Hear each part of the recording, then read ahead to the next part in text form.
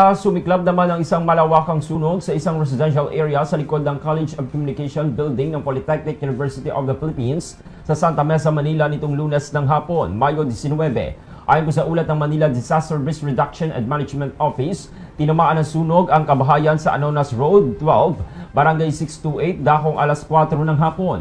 Umakyat ito sa ika-4 na alarma bandang alas 4:30. Dalawa ang kumpirmadong nasawi sa insidente habang tinupok ng apoy ang humigit kumulang 38 na kabahayan. Tinatayang umabot naman sa 400,000 pesos ang halaga ng pinsala sa mga ari-arian. Naideklara under control ang sunog bandang alas 6:49 ng gabi at tuluyang naapula o fire out na bandang alas 3:06 ng madaling araw ngayong Martes. Patuloy pa rin po ang iniimbestigahan ng mga otoridad ang sanhi ng sunog, gayon din ang pagkakakilanlan ng mga biktima.